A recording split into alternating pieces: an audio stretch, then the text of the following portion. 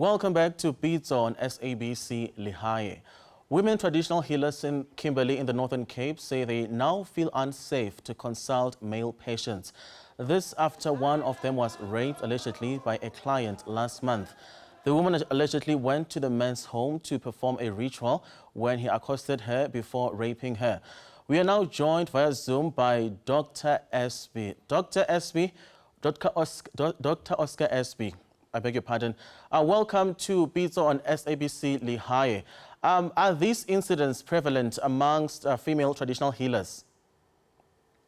Good morning to you and your viewers.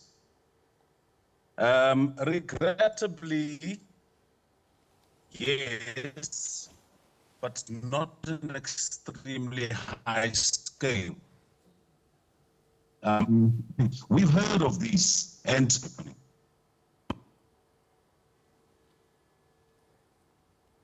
Dr. SB, I think we're having a connection issue right there, but we're just going to try him again. Dr. SB, are you back on the line?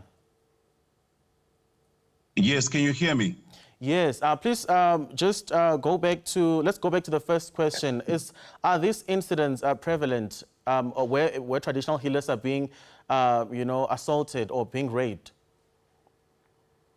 Regrettably, yes. However, they are not as popular and at a high rate, that is becoming common or that has become common. But to respond, yes, they are prevalent.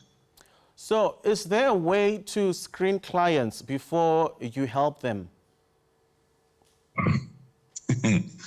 Unfortunately, you would know that our practice is a very old, modernized, organic, practice. We don't really screen people physically more than we would do that on the basis of trusting that this person is desperately in need of our help. And, spiritually, of course, one is expected to be on par in as far as every client is concerned. So, Dr. SB, I understand that traditional healing, it's a sacred thing. When somebody consults at a traditional healer, it's something that has to be private or sacred. But if, for instance, I'm female, I'm a traditional healer who is a female, and, I ask maybe my friend to be some sort of a bodyguard when somebody is coming to consult, would you say that is practical? Can that be allowed for me as a female traditional healer to have like a security guard by the door just to ensure my safety? Yes, of course. Yes, of course. In as far as anybody's safety is concerned, you are entitled to take all the necessary measures, that are required of you to take. Yes, in the scope of our practice, it would be a first. Look, there's a logic behind my response that says, if I am a spiritual practitioner, it is assumed that with me, I carry spiritual powers that are meant to alert me at all times of any kinds of danger, right? That's the assumption. The practicality of it is another story altogether. All right, you spoke about, the difficulty of, or maybe the impossibility of screening a client before they come to consult a traditional healer.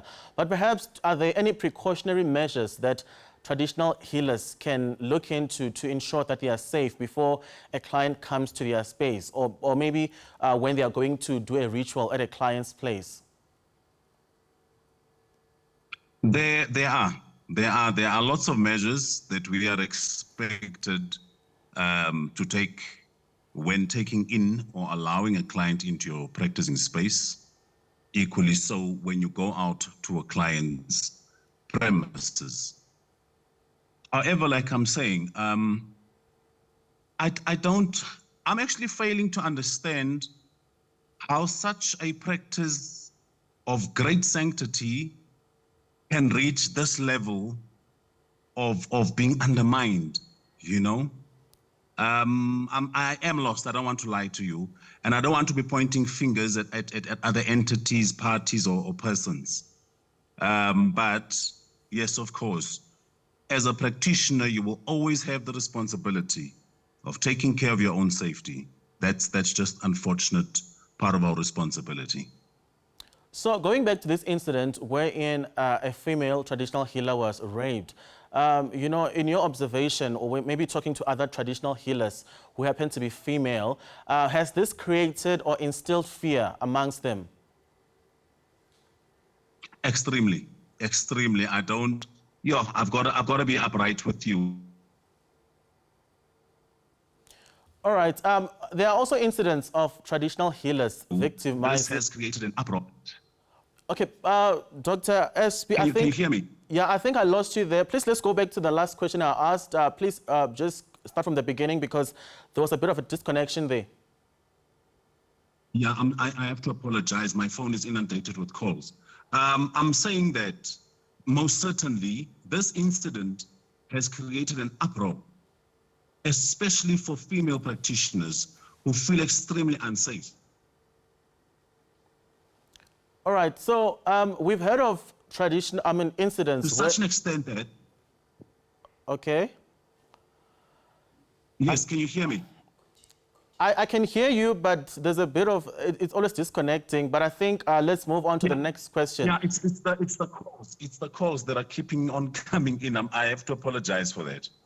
All right, Doctor, we've heard of incidents wherein traditional healers are victimizing clients. What is your take on this situation? Because you would believe that traditional healers are there to, you know, maybe not really serve us, but provide assistance. But when you hear of such things happening, what do you think of it? And do you think this is sort of, you know, maybe not putting, do you think people are losing trust on traditional healers? Let's start with the first section of your question, the first part of your question that says, we are there to serve. You are correct, and I don't want you ever to be hesitant in as far as utilizing that word. Traditional healers are never called to come and become rich business persons. Traditional healers or practitioners have a calling, and the calling is to serve their communities entirely. I want us to be very clear and frank about that one, and we are not supposed to be apologetic about it. Point two, in as far as people are losing trust in the sector is concerned, yes, of course. Yes, of course. People are losing trust because when you compare the original intention of who we are and what we are meant to be, in as far as what we are meant to be doing in relation to today, in as far as things that are happening, things that are done by so-called, and I'm going to use the word so-called practitioners, there is no logic. There is no connection at all. And therefore say, Dr. SB, thank you.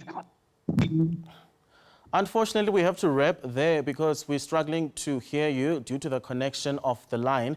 But that was Dr. Oscar SB talking to us about the recent incident wherein a traditional healer that happens to be female was raped in the Northern Cape.